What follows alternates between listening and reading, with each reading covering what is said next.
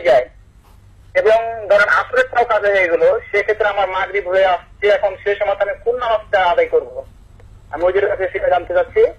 এবং আরেকটা বিষয় হচ্ছে কি যে এখানে কিছু সংখ্যক লোক আছে এবং আমরা হচ্ছে হানাফি মাযহাবের, এবং একজন ব্যক্তি বলছেন কি যে দোয়া করতে হবে না, এবং আমাদের মদিনা শরীফে কোনো দোয়া হয় না, সেহেতু দোয়া করতে হবে না, যেটা আমাদের নবী করেনি সেটা যদি করি সেটা করতে গেলে বেদাত হয়ে যায়। তো সে সম্বন্ধে একটু জানতে চাচ্ছি হুজুর। নামাজের সাথে মোনাজাত করা যাবে না, এই তো বলেছে।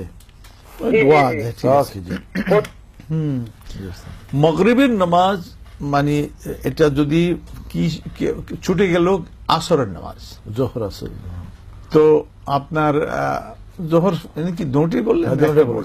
জোহর ছুটে গেল, এমনকি আসরও ছুটে গেল। আসর ছুটে গেল, এটা কাজা, এটাকে কাজা বলে না।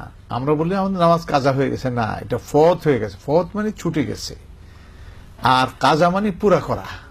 তা আমরা পরে কাজা করি, পরেরটা যেটা পড়ি ওটা হলো কাজা, মানে পুরো করলাম। কাজা শব্দের অর্থ এখানে পুরো করা, যেটা পড়তে পারি নাই সেটা কাদাউল ফায়েতা। তো যাই হোক, এখন আপনার জোহর আসর অথবা আসর ইয়ে হয়ে গেল, ছুটে গেল, এখন মাগরিবের সময় হয়ে আসছে, এখন কি করবেন?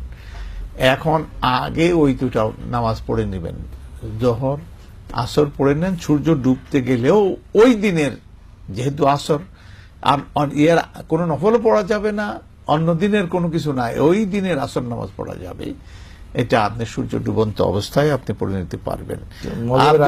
আর যদি নামাজ এখনো দেরি আছে, দাঁড়ায়নি, আজানও হয়ে গেছে, তাহলে আগে ওটা পড়ে নেন, আগে যেটা ছুটে গেছে সেটা পড়ে নেন, তারপরে জামাতের সাথে মাগরিব নামাজ পড়েন। আল্লাহু আ'লাম বিসওয়াব। এরপরে দোয়ার বিষয়টি দেখুন, নামাজটা পুরোটাই দোয়া।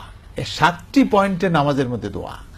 আপনি যখন আল্লাহু আকবার বলে সানা পড়লেন, এরপরে দোয়া আল্লাহুম্মা বা'ইদ বাইনি ওয়া বাইনা খাতায়া, এখানে শুরু হয়ে গেল দোয়া। এরপরে আপনি গেলেন রুকুতে গিয়ে সেখানে দোয়া আল্লাহুম্মা গফিরলি, সেখানে দোয়া আছে। এরপরে আপনি সামনে দাঁড়িয়ে গেলেন, দাঁড়িয়ে আবার সেখানে সামিআল্লাহু লিমান হামিদার পরে দোয়া, এবার 3 বার গেল।